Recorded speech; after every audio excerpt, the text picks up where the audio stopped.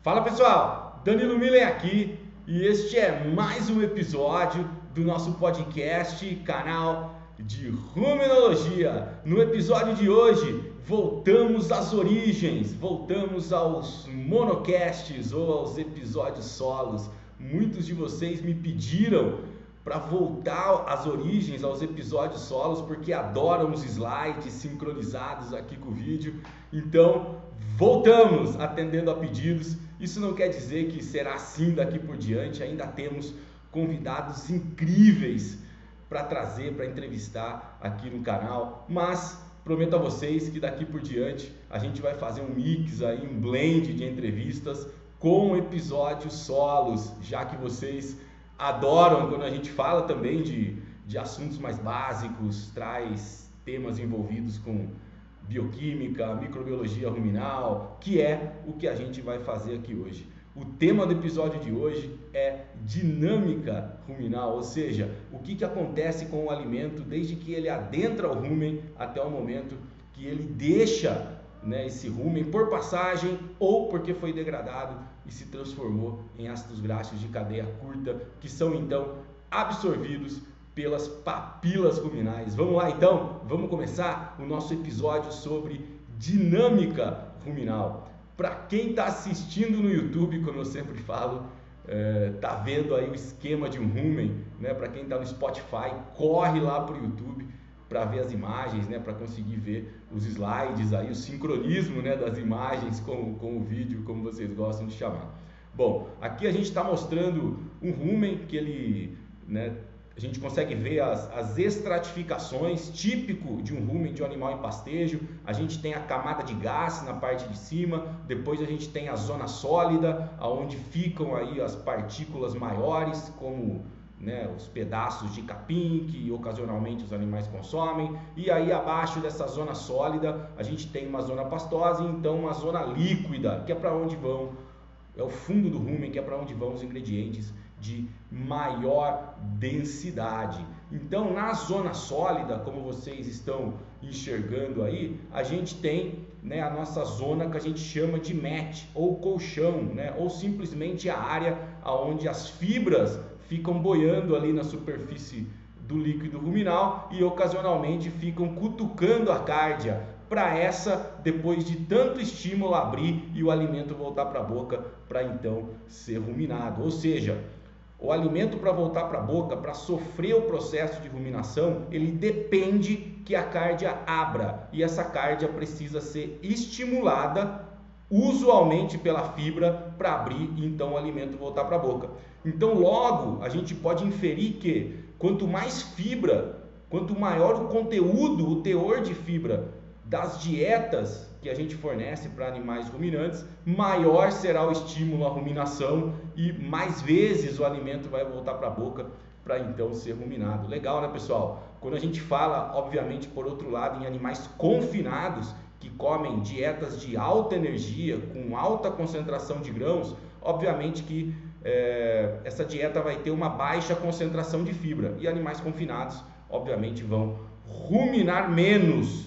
Tá? Qual que é a consequência de animais ruminantes ruminarem menos? Então eu vou mostrar aqui para vocês o seguinte, A saliva que volta para o rumen junto com o conteúdo ruminado ou remastigado, ela contém algumas substâncias como tampões, bicarbonato e fosfato. Então daí a gente já pode começar a imaginar que animais que ruminam menos, que por ocasião da estratégia alimentar receberam uma dieta com menos fibra e mais grãos e acabam ruminando menos, a gente tem que estar ciente que esses animais também receberão no meio ruminal uma menor quantidade de tampões, tanto bicarbonato quanto fosfato.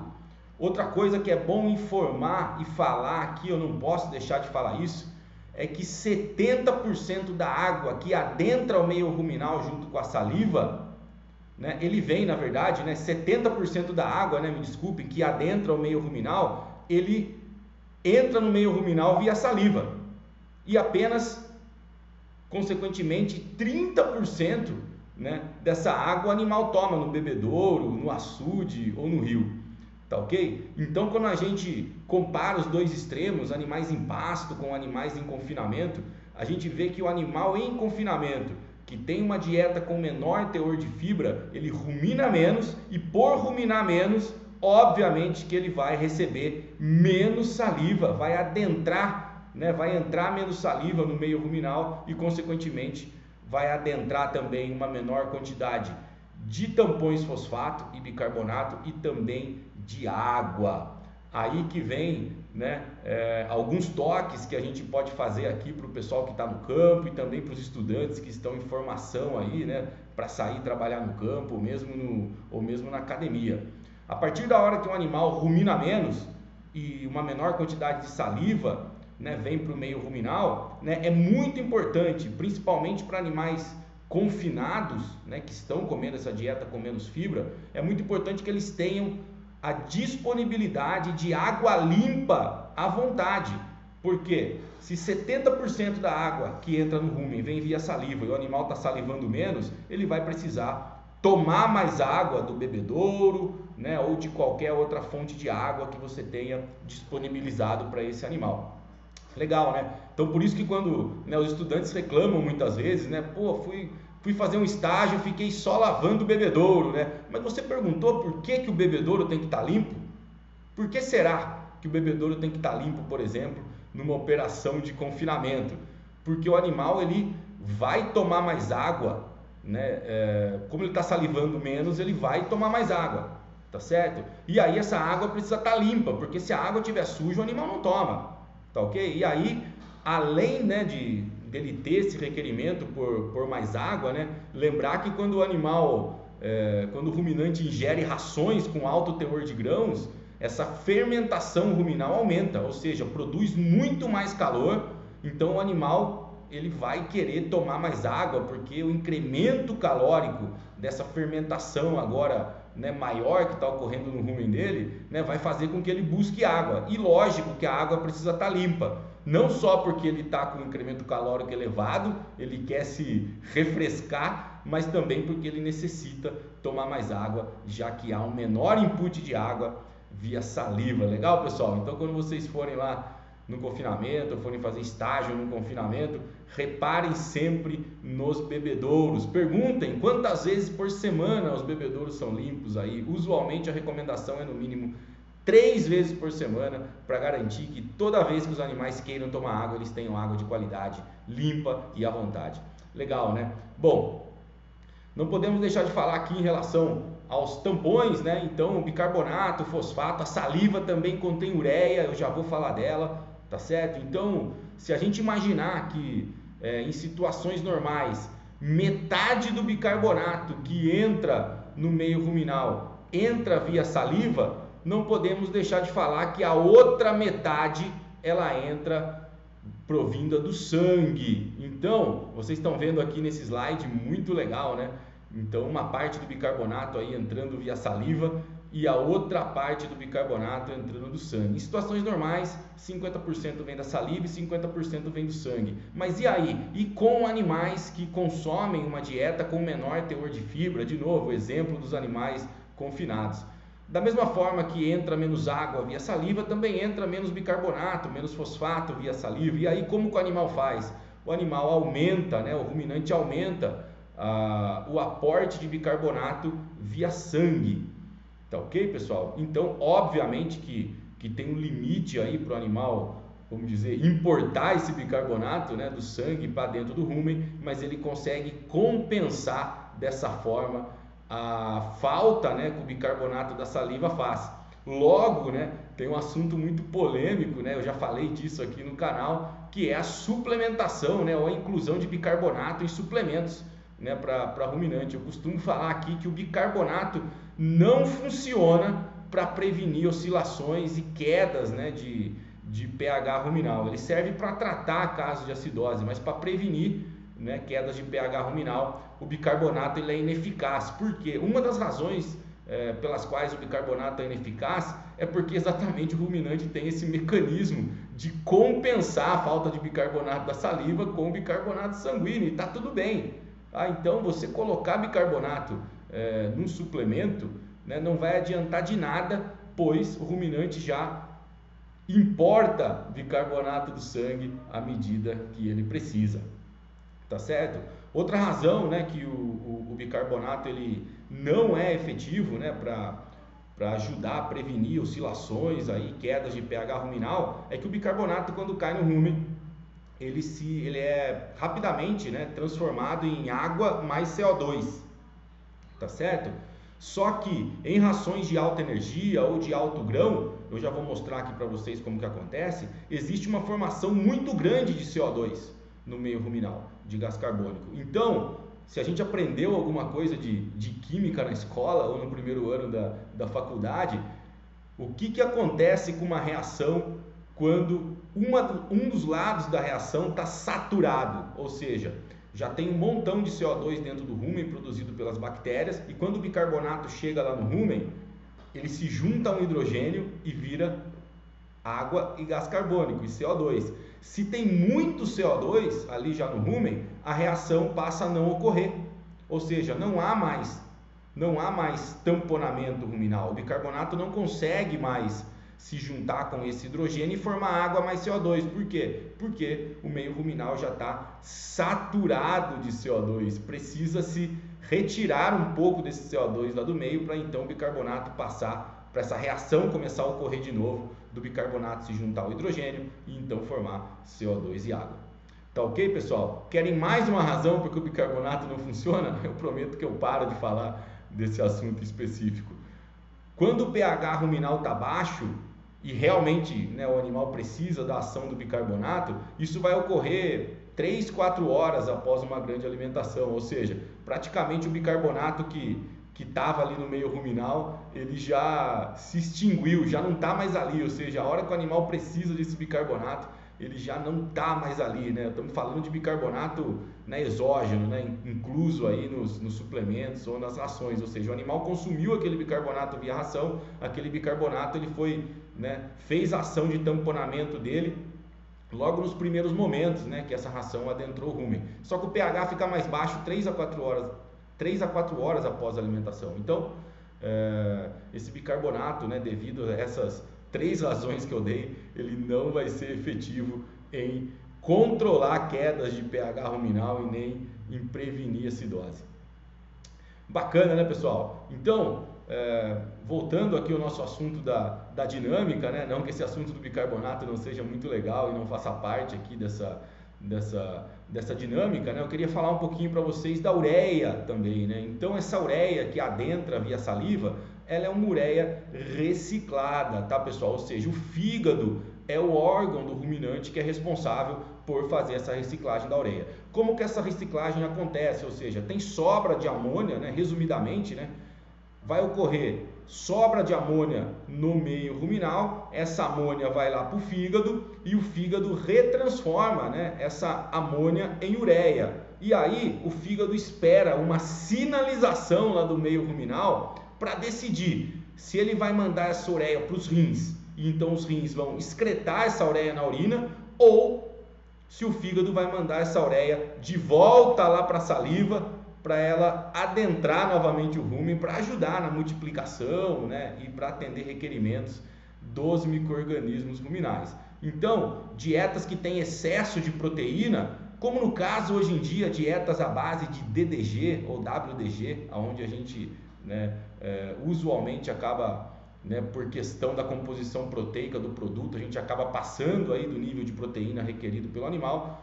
Muitas vezes o fígado, né, nesses casos vai optar por mandar, né, essa ureia, né, que era amônia, foi reciclada ou retransformada em ureia, vai optar para mandar para os rins então vão excretar aí essa ureia na urina, tá ok? Mas se o meio ruminal estiver precisando de amônia, essa ureia ela vai voltar via saliva. Só um adendo, né, que essa ureia, dependendo, né, do grau do requerimento aí, que, né, se o rumen estiver muito faminto aí por ureia, essa ureia também pode atravessar a parede do rumen, além de entrar via saliva. Tá ok, pessoal? Então o ruminante, né, pelo que a gente está vendo aqui, né, é um animal sensacional. Eu sou apaixonado pelos ruminantes porque o animal é perfeito, né? Então ele tem resposta para tudo, ele compensa, né, fisiologicamente muitas coisas, como esse aporte do bicarbonato, como a reciclagem de nitrogênio, e essa é uma das razões da adaptabilidade dos ruminantes e do porquê, né, as espécies ruminantes estão espalhadas aí em todos os ecossistemas, numa diversidade de calor, de frio aí pelo mundo. Bacana, né? Bom, então quando a gente tem essa passagem, né, do ruminante de uma dieta de alta forragem para uma dieta de alto concentrado, a gente tem queda na ruminação, consequentemente tem menor entrada de água e de tampões no meio ruminal, e isso faz com que a osmolaridade do meio ruminal seja aumentada. O que é osmolaridade, pessoal? Osmolaridade é quando o meio ruminal fica mais concentrado, ou seja, a dieta que o animal está consumindo, ela é mais digestível, ou seja, ela é mais degradável no rumen, ela gera mais fermentação, tá certo? A partir da hora que o processo fermentativo se intensifica dentro do rumen, isso quer dizer que vai ter um maior conteúdo de matéria seca no meio ruminal e, consequentemente, uma maior produção de ácidos graxos de cadeia curta, nomeados, né, na sua maior parte de acetato, propionato e butirato. Então, na hora que tem maior quantidade de matéria seca no meio ruminal e também uma maior produção de ácido graxo de cadeia curta e também de proteína microbiana, o meio ruminal ele fica muito mais concentrado, ele fica com uma osmolaridade mais alta. E isso, o que isso tem a ver, né? O que isso tem como consequência para os ruminantes, né? Então, o meio ruminal mais concentrado, né, vai obviamente formando um congestionamento ali no epitélio ruminal para esses ácidos graxos serem absorvidos, né? Então, uma osmolaridade alta geralmente está ligado com pH mais baixo, porque tem um acúmulo de ácidos graxos de cadeia curta lá dentro do rumen e o pH ruminal começa a diminuir a partir daí. Osmolaridade aumentada, pH ruminal usualmente diminuído. E pH diminuído a gente não quer, né, pessoal? Vamos recordar, né, qual que é a faixa de pH ruminal normal no meio ruminal, no rumen, né? O pH ruminal normal ele vai de 5,7 a 6,8.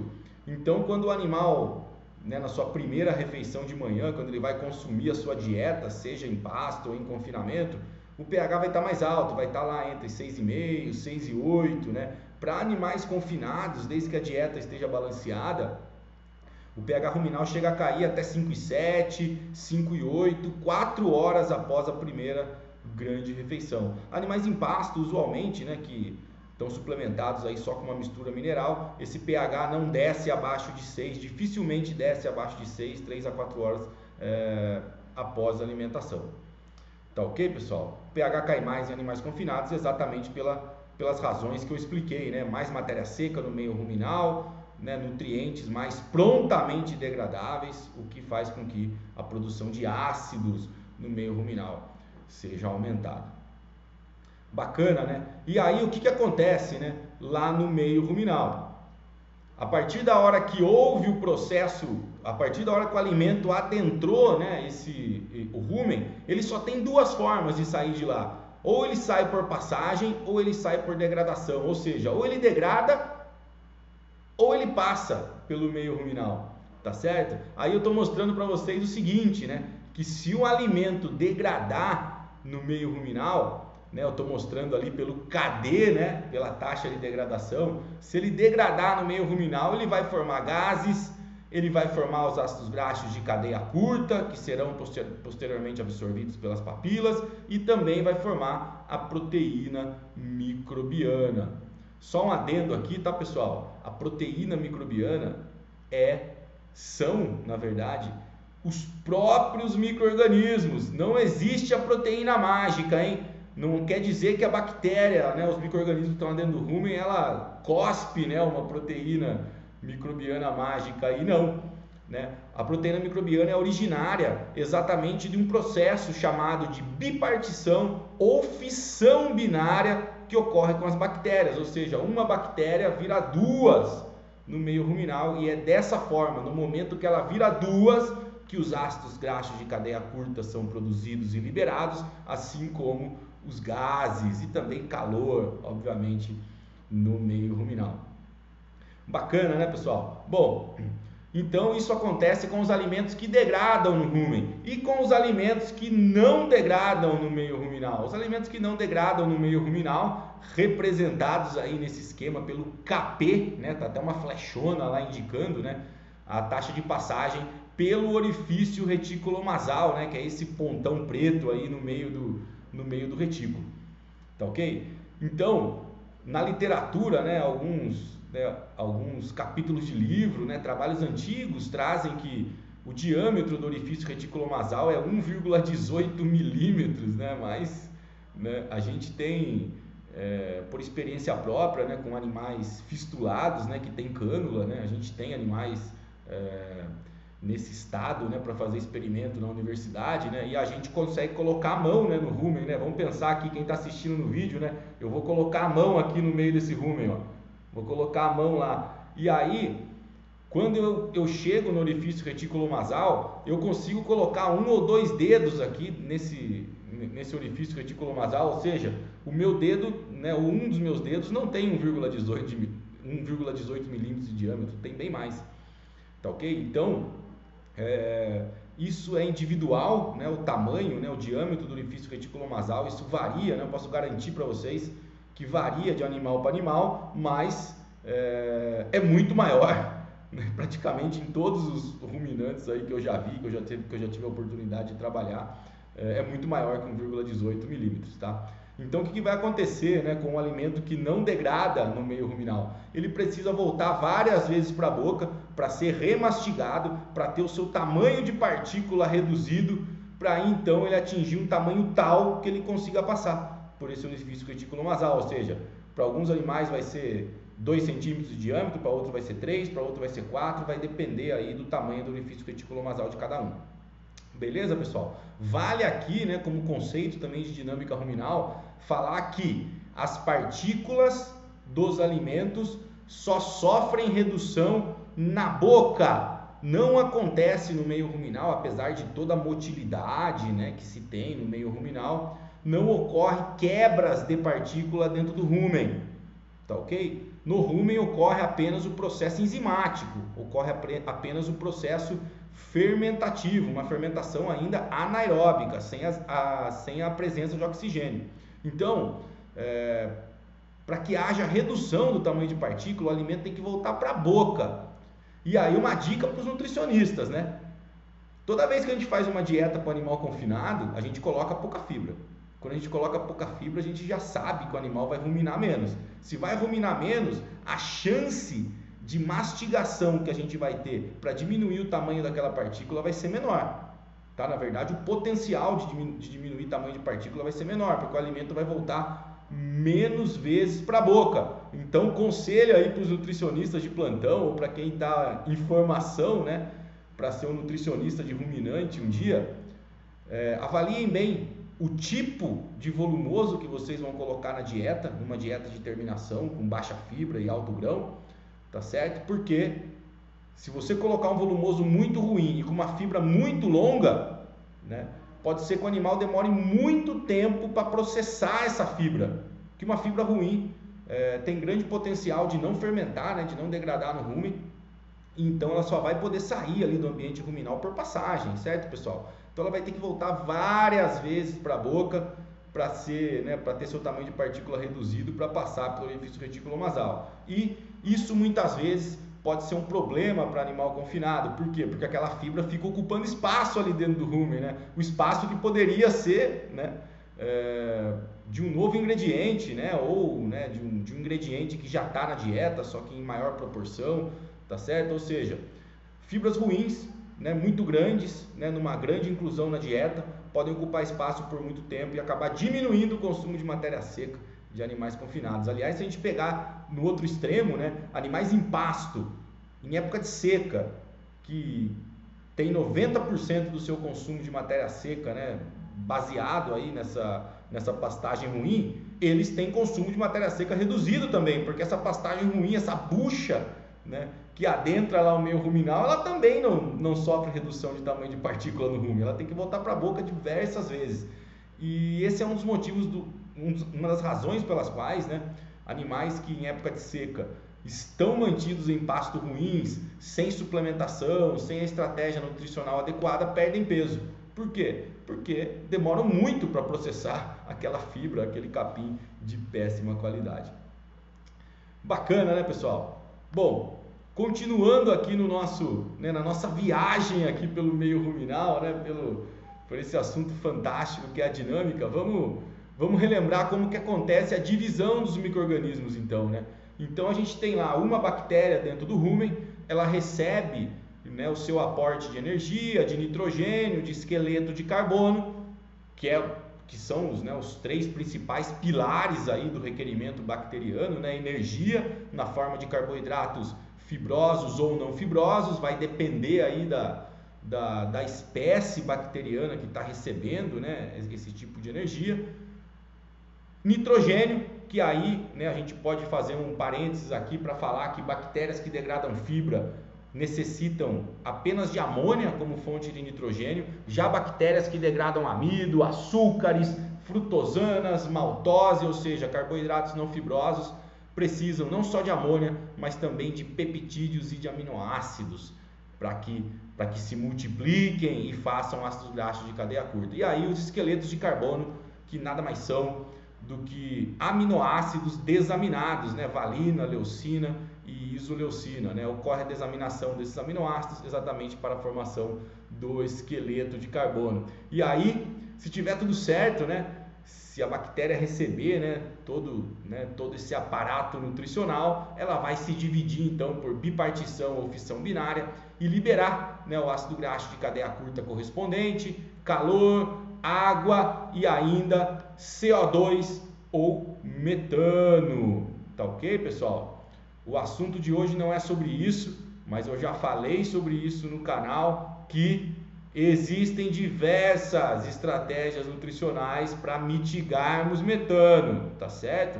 Então, quando pessoas em mídias, né, ou outras redes sociais falarem para vocês que o ruminante é um dos responsáveis pelo efeito estufa ou por lançar carbono na atmosfera, vocês falam assim, é verdade, o ruminante ele lança realmente carbono na atmosfera, tá certo? Mas também parte do carbono que é lançado pelo ruminante na atmosfera, ele nem chega aí na atmosfera, porque se o pasto estiver bem manejado, o sistema de produção for, né, tiver um bom manejo, esse próprio CO2 é captado pelo capim, que pega o CO2 e joga O2, né, oxigênio no meio. Tá bom, pessoal? Outra coisa que vocês podem falar é o seguinte: existem diversas estratégias nutricionais para a gente diminuir essa produção de metano, principalmente no meio ruminal. Tem diversos aditivos no mercado, né, incluso monensina sódica aí, que fazem isso, né, uso de lipídios, de gordura na dieta, também fazem esse serviço, entre outros. Tá ok? Então, é muito fácil, né, falar que o ruminante, né, que o bovino, a vaca, é responsável por grande parte do efeito estufa, sendo que parte desse carbono fica no próprio sistema de produção, tá certo? E também há várias estratégias nutricionais para a gente mitigar esse carbono. Antes tarde do que nunca eu falo que apenas 3%, né, o ruminante ele colabora, né, o ruminante em geral, né, colabora com apenas 3% do total, né, de carbono emitido para a atmosfera, aí, considerados aí na conta do efeito estufa. Legal, pessoal? Muito bacana, né? Bom, todo esse mecanismo, né, no meio ruminal, né, a partir da hora que a gente intensifica, né, tira o animal do pasto, traz ele para o confinamento, entra menos água no meio ruminal, ele tem que tomar água do bebedouro ou de outra fonte, né, que não a saliva, tem menos bicarbonato entrando via saliva, ele vai puxar do sangue, não adianta colocar na dieta, ele vai puxar do sangue, ou seja, num cenário desse, a fermentação é exacerbada, a fermentação aumenta, as bactérias se dividem mais rápido, até porque bactérias que degradam grãos, elas têm uma velocidade de multiplicação em geral que é o dobro das bactérias que degradam fibra. E aí vem um outro dado muito interessante: animais de confinamento adaptados a dietas de alto grão têm uma população de micro-organismos ruminais, incluindo bactérias, fungos e protozoários, 10 vezes maior do que aqueles no pasto.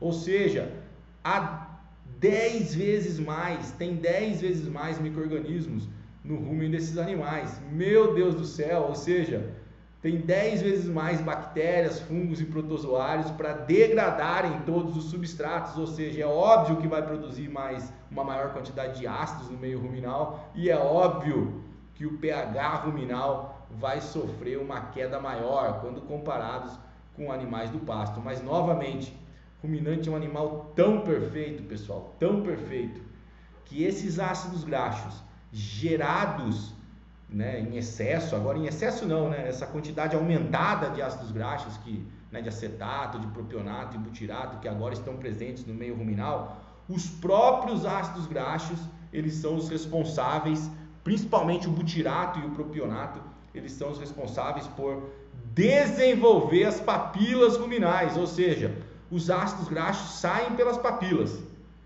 tá certo? A partir da hora que tem uma maior quantidade de micro-organismos no meio ruminal, vai haver uma maior quantidade de ácidos sendo produzidas. E aí?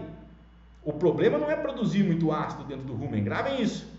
O problema, o desafio não é produzir uma grande quantidade de ácido dentro do rumen. Aliás, é isso que a gente quer. Porque quanto maior a quantidade de ácidos graxos de cadeia curta que for produzida no meio ruminal, maior é a possibilidade do animal, né, do ruminante de corte ou do ruminante de leite, ter um ótimo desempenho, produzir muita carne, produzir muito leite. Tá? Na verdade é isso que a gente quer, né? Aumentar a quantidade de ácido produzido lá dentro do rumen. Então o problema não é esse. O problema é ter epitélio ruminal ou área de absorção ou papilas suficientes para retirar, né, esses ácidos graxos que estão então no meio ruminal. Então o que vai acontecer, né, pessoal? Os ácidos graxos de cadeia curta produzidos em maior quantidade, principalmente o propionato com o butirato, eles vão estimular o crescimento das papilas ou o desenvolvimento destas. Ou seja, aumenta a capacidade absortiva do epitélio ruminal e então o epitélio ruminal, né, o rumen em si consegue retirar de forma mais rápida esse ácido lá de dentro. Tá ok, pessoal? Como fazer para desenvolver as papilas ruminais? As papilas ruminais só se desenvolvem bem com um protocolo de adaptação bem feito. Ou seja, nosso grupo de pesquisa tem trabalhado com adaptação por muito tempo. Fizemos já diversos experimentos e chegamos à conclusão que bovinos não podem ser adaptados em menos de 14 dias a dietas de alto grão, ou seja, você precisa de no mínimo 14 dias, tá? Numa faixa aí que varia, né? De no mínimo 14 aí no máximo 21 dias, tá ok, pessoal? Então a adaptação é muito mais para as papilas ruminais do que para os micro-organismos. Os micro-organismos se adaptam em 2, 3 dias a uma nova situação nutricional. As papilas demoram de 5 até 7 dias, dependendo do grau de energia da dieta, para se adaptarem. Quando eu falo para se adaptarem, eu estou querendo dizer o quê? Para elas crescerem, se desenvolverem, para serem capazes de retirar rapidamente aquela quantidade a mais, né, de ácido graxo de cadeia curta que está sendo produzido ali no meio ruminal. Tá certo, pessoal? Então, os próprios ácidos graxos produzidos pelo excesso de fermentação desenvolvem as papilas e essas papilas retiram esses ácidos lá do meio ruminal. Muito legal, né? Mas lembrar que a gente tem que respeitar o tempo de adaptação. Por que a maior causa da acidose é a mudança abrupta de dieta? Porque simplesmente você tira o animal de 0% de grãos, né? 100% de forragem, 0 de grãos, para 80%, 85% de concentrado, né, com um monte de grãos aí no meio desse concentrado. Se não fizer adaptação nenhuma, o que vai acontecer? As bactérias se adaptam em 2, 3 dias, ficam no seu potencial máximo de produção de ácido, só que as papilas em 2, 3 dias não conseguem se adaptar àquela nova situação. Então, há acúmulo de ácidos no meio ruminal, e aí a gente tem os problemas aí subsequentes aí de acidose, timpanismo e tudo mais. Bacana, né, pessoal? Bacana. Outra coisa que eu preciso falar para vocês, né, que o ruminante ele evoluiu para comer fibra, né? Não evoluiu para comer grãos, né? E toda vez que a gente coloca grãos, né, a gente causa, se não tomar cuidado, a gente pode causar fermentação errática no meio ruminal, né? A gente já tá forçando, né, um movimento errático a partir da hora que a gente coloca grãos, né? Fornece dietas de alto concentrado para os ruminantes. Como eu já disse, o aporte de água diminui, o aporte de tampões via saliva diminui, a fermentação ruminal começa, né, a ser maior, há uma maior produção de ácidos e o ruminante tem que se adaptar, ele tem que buscar água em outro lugar, ele tem que puxar o importar bicarbonato do sangue, ele tem que desenvolver as papilas ruminais rapidamente para que não haja acúmulo excessivo de ácido graxo de cadeia curta no rumen e tudo mais. Então a gente já causa uma disrupção do processo fisiológico e metabólico normal do animal ruminante quando a gente coloca grãos na dieta. Pensem nisso, tá? A saúde do animal vem sempre em primeiro lugar. Muitas vezes abrir mão de um desempenho, né, aquele desempenho maluco de 1.9, 1.8 por dia, às vezes abrir mão de um desempenho desse por um de 1.6, 1.5, prezando pela saúde animal, é melhor. Aliás, eu vou dar uma dica para vocês. Para quem está em programa de carne, buscando marmorizar a carne, o processo de acidificação do rumen, que leva, né, mesmo a uma leve acidose, dispara diversos marcadores inflamatórios na corrente sanguínea do animal, tá ok? Isso atrapalha o processo de marmoreio, hein? Então, o aumento de energia de forma excessiva, se não tomar cuidado com a acidificação ruminal, pode ser um tiro no pé. Você está querendo fazer uma dieta super energética para o animal marmorizar a carne e de repente, por uma razão que não se sabe a qual, o negócio não está dando certo. Pensem nisso, animal inflamado diminui, né, o marmoreio, né, até porque a enzima responsável lá, né, para uma das enzimas envolvidas no processo aí para deposição aí de gordura nos adipócitos intramusculares, ela é inibida, né, num processo inflamatório, porque o animal vai estar passando por um estresse oxidativo. Tá certo, pessoal? Mas esse é um assunto para um outro episódio aqui, para outro monocast. Tá bom? Bom, chegando ao fim aqui desse episódio, né, desse monocast sobre dinâmica ruminal, não poderia, né, finalizá-lo sem mostrar para vocês aqui uma curva de pH ruminal. Então eu mostro para vocês aqui um trabalho do Bivans de 2005, onde ele adaptou bovinos, né, de 0% de grãos de concentrado para 90% de concentrado em 5 ou em 17 dias, né? Então ele considerou uma adaptação rápida ou uma adaptação gradual. A gente pode ver que a curva de pH ruminal do animal que foi adaptado de forma gradual, ela tem uma queda muito menor quando comparado à curva do animal que foi adaptado de forma rápida. Tá ok, pessoal? A gente pode ver, ó, que animais que tiveram adaptação gradual nunca tiveram pH de rumen menores, pH ruminais, né? pHs ruminais menores que 5.4. Já animais que tiveram adaptação rápida, além do pH ruminal cair a níveis menores que 5.4, ele permaneceu por mais tempo mais baixo, tá? E o problema realmente da acidificação ruminal é esse. É o tempo que o pH permanece baixo. O problema é bem menor se o pH cair até 5,4 e voltar 10 minutos depois, do que ele cair a 5,5 e ficar no 5,5 por 6 horas. Tá certo? Ou seja, aquele pH baixo que é crônico, que fica muito tempo baixo. Tá? Se o pH fica muito tempo baixo, faça um exercício que a gente fez aqui nesse episódio. Por que o pH ruminal desse animal está muito tempo baixo? Porque a fila de absorção de ácido graxo de cadeia curta está muito grande, ou seja, as papilas estão menores, tem uma menor superfície absortiva. Tá ok? Pensem nisso. Tá? Pensem nisso. É muito mais relevante para a acidose ruminal a superfície absortiva do rumen do que realmente o potencial fermentativo da dieta. Alguém pode perguntar, existe algum produto que a gente coloca nas rações hoje para desenvolver mais rapidamente a papila ruminal? Não, ainda não existe nenhum produto, não que não foram testados, né, produtos com essa intenção, já foram, né, inclusive nós aqui estamos no teste de um, mas ainda não existe um produto com ação comprovada, que se você colocar na ração ajuda, né, amplificar, né, ou maximizar o crescimento da papila, ajudar a papila a se desenvolver mais rápido, né? Ainda não existe esse produto e para quem está estudando aí é um grande tema aí. Imagina fazer um mestrado, um doutorado com um tema desse, muito legal, né, pessoal? Bom, mostro para vocês aqui uma outra curva de pH só para reforçar o meu ponto, ó. Esse trabalho é do Cooper, lá da década de 90, né? Ele alimentou os animais com 92% de grão, né, de milho seco laminado.